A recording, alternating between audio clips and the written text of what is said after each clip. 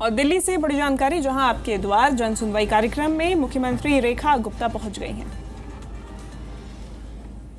महिला आयोग की आदरणीय सदस्यगण ममता कुमारी जी, अर्चना मजूमदार जी और डेलोना जी, और हमारे यहाँ पर उपस्थित हमारे स्पेशल कमिश्नर पुलिस सागर प्रीत हुड्डा जी, और उपस्थित मेरी सभी महिला आयोग के पदाधिकारीगण, आदरणीय दिल्ली पुलिस के सभी अधिकारीगण और साथियों, बंधुओं। राष्ट्रीय महिला आयोग या राज्य महिला आयोग ये एक ऐसे प्लेटफॉर्म है कि जो हमारे देश में महिलाएं दुखी हैं, पीड़ित हैं, किसी भी प्रकार की समस्या से ग्रसित है, वो हमारे पास आती हैं, अपनी गुहार लगाती हैं, अपनी समस्या बताती हैं और हमें उन्हें समाधान देना। और जब मैं देखती हूँ कि इतने केसेस पेंडिंग हो जाते हैं तो उनकी तकलीफ का अंदाज़ा हम लोग नहीं लगा सकते। मैं भी जब अपने ऑफिस में सुबह जन सुनवाई करती हूँ तो रोजाना दसियों बहनें ऐसी आती हैं कि जो अलग अलग तरह की समस्याओं से परेशान है।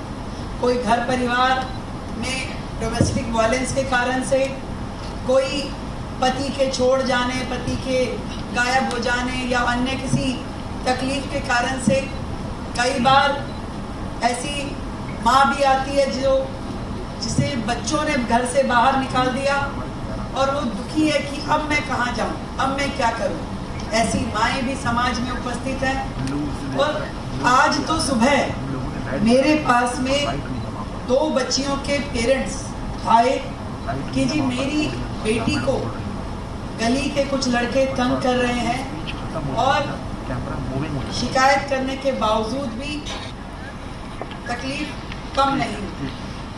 और मैं बताऊं कि इन सारी तकलीफों में जहां जितनी उस व्यक्ति की दिक्कत है, उस व्यक्ति ने जिसको उसे तंग किया है, चाहे वो पति है, चाहे ससुराल है, चाहे अड़ोसी पड़ोसी कोई अन्य व्यक्ति, जितना कसूर उसका है, यदि हम उसे टाइम बाउंड न्याय नहीं दे सकते तो उतना ही कसूर हम सबका भी। ये बात निश्चित मानिए। ये हमारी जिम्मेवारी है कि हमारा देश जो महिलाओं का इतना सम्मान करता है, पूजनीय स्थानों पे रखता है, और वो दुखी हारी हमारे पास पहुंचे और हम किसी भी कारण से उसे अगर न्याय नहीं दे पाते तो ये हमारी कमी है।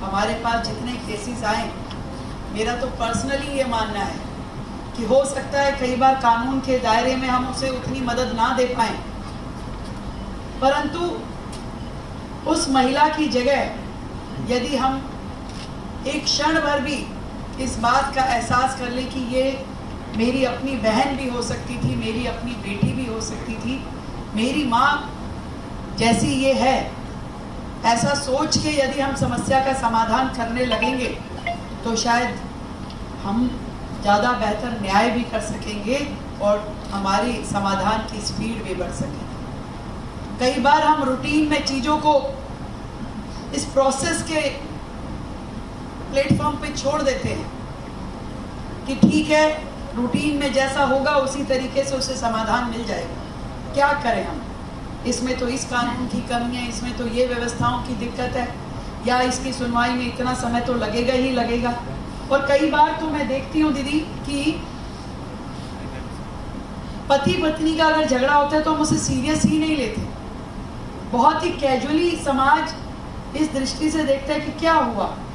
यदि पति के द्वारा डोमेस्टिक वायलेंस की गई तो कोई विशेष बातचीत आज भी समाज में उसे माना नहीं जाता, जब तक कि वो महिला बिल्कुल परेशान होके, बिल्कुल जिसे कहे कि चीख चीख के ये ना कहे कि मैं तकलीफ में हूँ, तब तक उसकी सुनवाई होती नहीं। समाज भी सुनना नहीं चाहता, प्रशासन भी सुनना नहीं चाहता, परंतु ऐसा कब तक चलेगा। देश आज़ादी के 100 साल पूरे करने की दिशा में आगे बढ़ रहा है। न जाने कितने समाज सुधारकों ने कहाँ कहाँ संघर्ष करते हुए समाज की उन कुरीतियों को ख़त्म किया। पर जो आज के समाज की कुरीतियाँ हैं, जो आज डिस्टर्बेंस है, उसे तो हम सबको मिलके पूरा करते हैं। अब एकमात्र मोदी जी तो हर समस्या का समाधान नहीं दे सकते कि प्रधानमंत्री जी ने तो कहा कि women lead government, women lead development. आज उन्होंने मुझे मुख्यमंत्री बना दिया, विजया राहटकर जी महिला आयोग की अध्यक्ष बन गई, हम सबको उन्होंने हर फील्ड में लोगों की, महिलाओं के आगे आने के रास्ते खोले, हर फील्ड में, हर प्रशासन के हर लेवल पे। पर आज हम सबकी जिम्मेदारी है कि इसके बाद की तकलीफों को कम करना, इसके बाद के सफर को तय करना अब हमारी जिम्मेदारी है। आज दिल्ली राज्य की महिलाओं के जो केसेस आपने बताए कि लगभग 1500 केसेस पेंडेंसी में हैं, और मैं निश्चित रूप में कह सकती हूँ कि वो सारी महिलाएं रोजाना कभी आयोग के, कभी थाने के, कभी किसी और व्यक्ति के जिसको भी आपने मीडिएट करने के लिए बोला होगा, रोजाना उनके चक्कर लगा रही हूँ। उसको रात को नींद नहीं आती होगी, अगर उसके बाल बच्चेदार है तो रोजाना अपने बच्चों के भविष्य की चिंता में वो सो नहीं पाती होगी। वो सोचती होगी कि मेरा क्या होगा, मैं कैसे आगे बढ़ूंगी, कैसे इस जीवन की गाड़ी को चलाया जाएगा। और एक एक दिन हमारे लिए तो फाइल का केवल कागज मात्र है, पड़ा रहेगा, हो जाएगा 10 दिन में, 10 महीने में या 10 साल में, परंतु उसके लिए वो हर एक दिन, हर एक क्षण बड़ा तकलीफ का है। और निश्चित मानिए कि यदि वो तकलीफ में रहेगी तो सुकून तो हमें भी नहीं आएगा,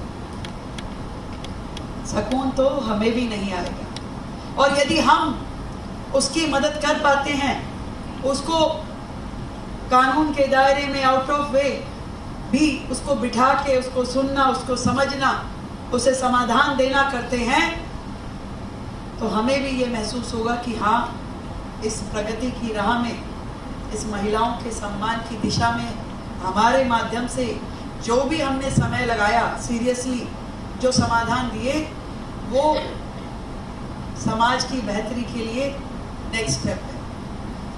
कुछ अगर इस तरीके से कहूँ कि तकलीफें, अभी मुझे बताया कि कई कानूनों में कमी है, उन कानूनों में सही तरीके से समाधान दिए ही नहीं गए, चाहे वो डोमेस्टिक वायलेंस हो या महिलाओं से जुड़े हुए कोई अन्य मुद्दे हैं। तो ठीक बात है, अगर कमी है तो आप लोग सब सुझाव दीजिए।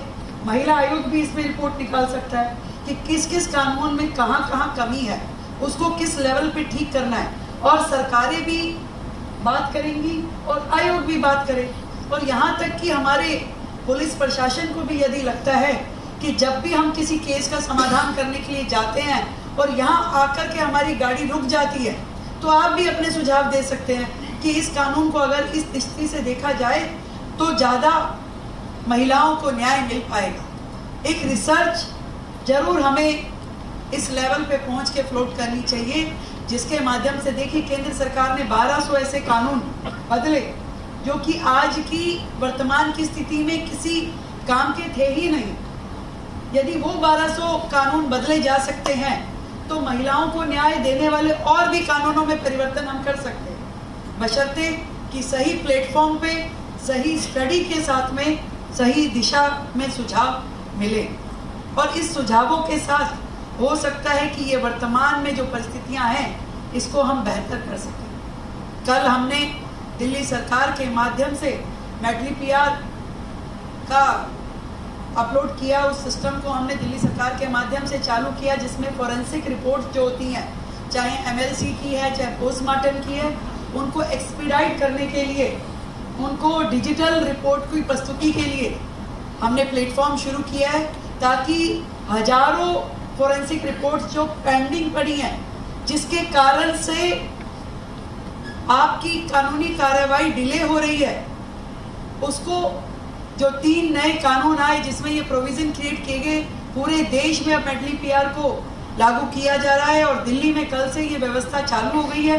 मैं विश्वास करती हूँ कि इसके माध्यम से, इस डिजिटल प्लेटफॉर्म के माध्यम से, एक तो क्वालिटी ऑफ वर्क बढ़ेगा, आपकी बहुत विश्वसनीय रिपोर्ट आ पाएंगी, अकाउंटेबिलिटी भी फिक्स होगी और सिस्टम में पारदर्शिता भी होगी। और जो स्पीड है, सबसे बड़ी बात, जो स्पीड है डिजिटल रिपोर्ट के माध्यम से वो भी बढ़ पाएगी।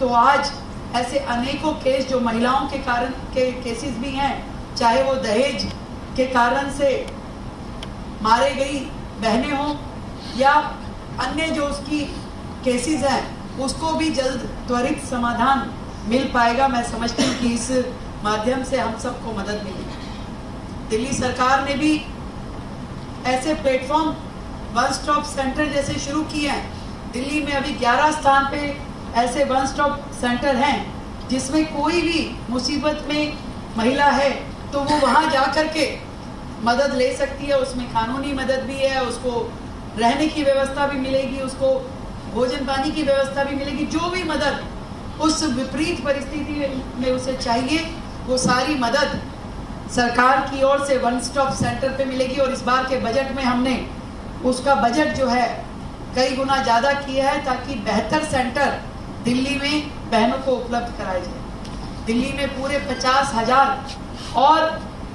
सीसीटीवी कैमरा लगाने की योजना है ताकि जितने भी डार्क स्पॉट्स दिल्ली में हैं, माननीय गृह मंत्री जी की स्वयं की भी ये बहुत बड़ी चिंता थी। उन्होंने स्वयं दिल्ली की सुरक्षा व्यवस्था को लेकर मीटिंग बुलाई और उसमें हर उस विषय का जिक्र किया कि जो दिल्ली के लोगों की सुरक्षा में लैप्स होते हैं, जहाँ जहाँ लीकेजेस है, उन सबको कैसे कर्व किया जाए। स्वयं बैठ कर के उन्होंने दिल्ली की सुरक्षा स्थिति का जायजा लिया। और मैं समझती हूँ कि अब जो ये डबल इंजन की सरकार है, दिल्ली में बेहतर सुरक्षा व्यवस्थाएं मिले लोगों को, विशेष रूप से बहनों को। तो जितने डार्क स्पॉट्स दिल्ली में हैं, केवल लाइट के माध्यम से नहीं कि लाइट नहीं है तो डार्क स्पॉट है, कनेक्टिविटी के माध्यम से, पीसीआर की कनेक्टिविटी, आपकी मोबाइल कनेक्शंस की कनेक्टिविटी, वो सब डार्क स्पॉट में हमने काउंट किए कि आपका कोई क्षेत्र दिल्ली में ऐसा है जहां मोबाइल का नेटवर्क नहीं है या पीसीआर की अप्रोच नहीं है या लाइट इत्यादि नहीं है, कैमरा की कवरेज नहीं है, उन सभी को हमने डार्क स्पॉट माना है। और दिल्ली में ये सारे पॉइंट लिखित में इसकी पूरी सूची बनाई गई है प्रशासन के द्वारा, दिल्ली पुलिस प्रशासन के द्वारा वो सूची हमें दी गई है। और दिल्ली सरकार उन सारे के सारे पॉइंट्स पे अपनी कार्रवाई कर रही है कि जो जो भी वहाँ पे लैप्सेस हैं उनको हम पूरा करें और दिल्ली में कोई भी डार्क स्पॉट ना रहे। इसके अलावा महिलाएं, जो कामकाजी महिलाएं हैं, कार्यस्थल पे उनकी सुरक्षा की जिम्मेदारी, या जब वो नौकरी करने जाए तो उनके बच्चों के लालन पालन ठीक से हो। विशेष रूप से गरीब बहनें जो हैं उनके लिए दिल्ली सरकार ने 500 पालना यानी कि क्रच, जहां वो अपने बच्चे को 2-4 घंटे छोड़ के जा सके और अपना जीवन का रोजगार कमा सके। तो ये सारी योजनाएं जो बहनों की सुरक्षा के लिए है और उनको फाइनेंशियल असिस्टेंस देने के लिए भी जो सरकार ने 2,500 रुपये महीना देने की बात की, जो गरीब महिलाएं हैं उसमें भी सरकार की पूरी कार्रवाई चल रही है। और बुजुर्ग महिलाएं, जैसे मैंने बताया कि कई बार बच्चे ही घर से निकाल देते हैं माँ को, पिता को, और वो बेचारी ये सोचती है कि आज मैं क्या करूं, मेरी जीवन भर की कमाई तो मैंने बालक को दे दी, अपने बेटे को दे दी, बहू को दे दी, मैं अब कहाँ जाऊं।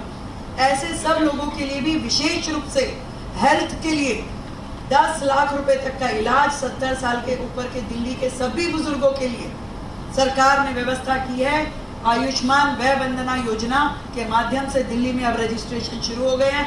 कोई भी बुजुर्ग हो, अमीर हो या गरीब हो, अब सरकार उनके 10 लाख रुपए तक के इलाज की पूरी व्यवस्था अपने कंधों पे ले चुकी है। कोई भी बुजुर्ग जाकर के किसी भी प्राइवेट अस्पताल में जो कि सरकार के पैनल पे एनरोल हैं, उन सब में इलाज करा सकते हैं, वो भी कैशलेस।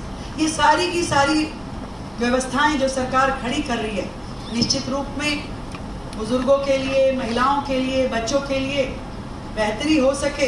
देश की राजधानी दिल्ली में विशेष रूप से इस पूरी न्याय प्रक्रिया को एक्सपीडाइट करने की ज़रूरत है। इसमें हमारे पुलिस का भी पूरा सहयोग, दिल्ली पुलिस का मिले, महिला आयोग उसमें पूरी तरीके से जुट करके काम करे। और दिल्ली सरकार की ओर से भी जो महिला आयोग अभी स्थगित है, इसको भी हम दोबारा से कार्रवाई इसकी शुरू करते हैं।